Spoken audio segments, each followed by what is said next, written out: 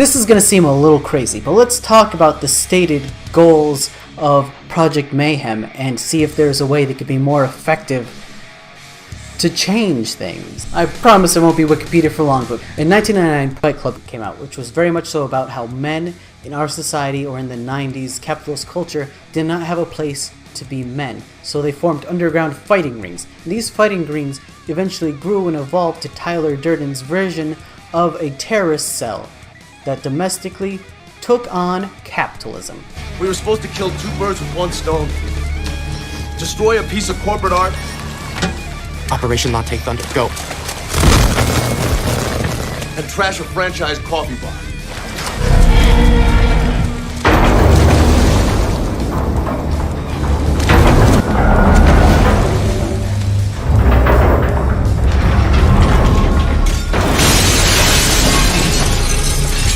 Two endearing criticisms. I'm not exposed to speak any such information to you. Criticisms review of the film were, one, even though the book's expressed purpose was to show that this was bad and dumb, it still made the violence look super cool and appealing, even much so that private boxing matches skyrocketed. Start that one?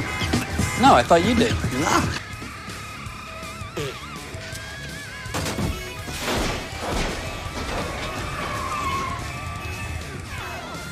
And the two inspiring rules of the first rule of Fight Club is don't talk about Fight Club, the second rule of Fight Club is don't talk about Fight Club, the third rule of Fight Club is something I don't care about. That's broken in. That was a meme before memes, really. But from this boxing club, there's Project Mayhem, which is a group that aims to destroy the disenfranchisedness that made it. But instead of destroying the structure, the internal criticism and... what's that word? And contradiction in their stated purpose is that Project Mayhem itself is just another corporation of franchises. Tyler had been busy setting up franchises all over the country. And indeed, Tyler Durden is a capitalist, only he does not take excess capital. The members of Project Mayhem are taking away their names, hair, identity, self-expression, and just cogs in the machine for the ultimate goal.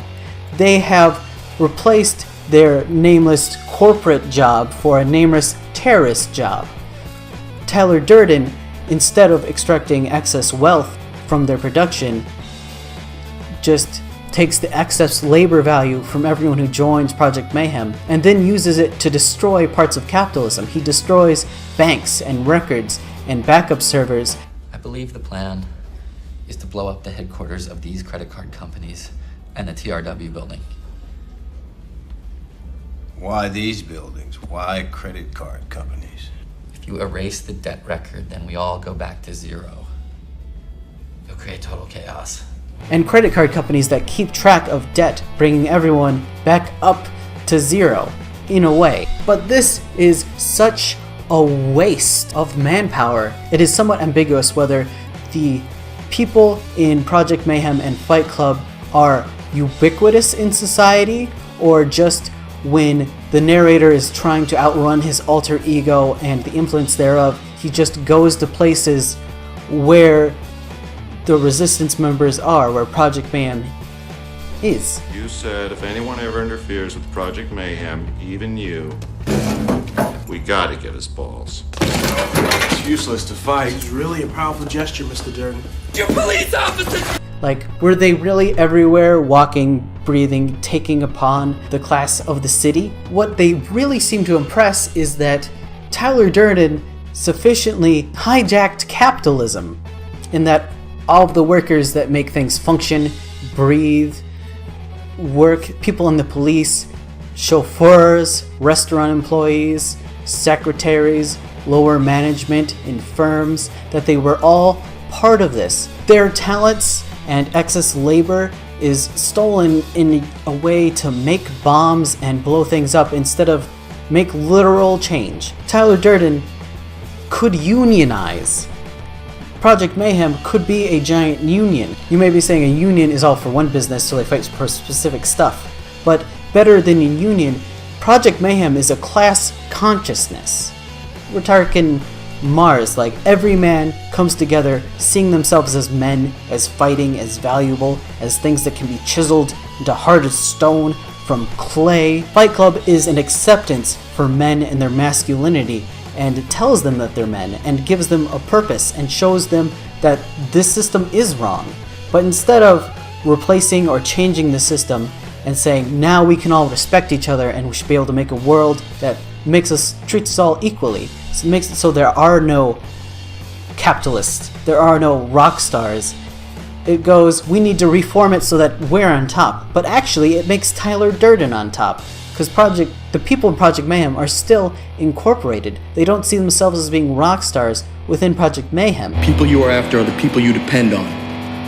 We cook your meals, we haul your trash, we connect your calls, we drive your ambulances, we guard you while you sleep.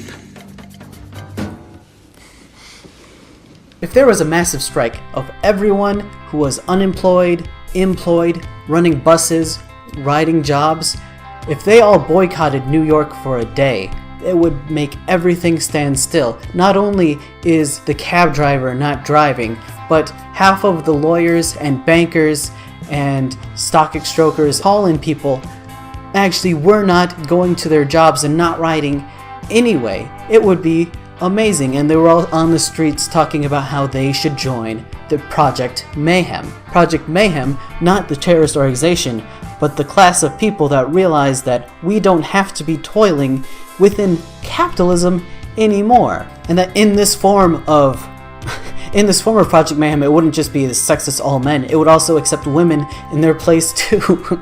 It could be actually fix some of the sexist issues of Fight Club if the final form was not just this inconsistency, but was this actual literal revolution.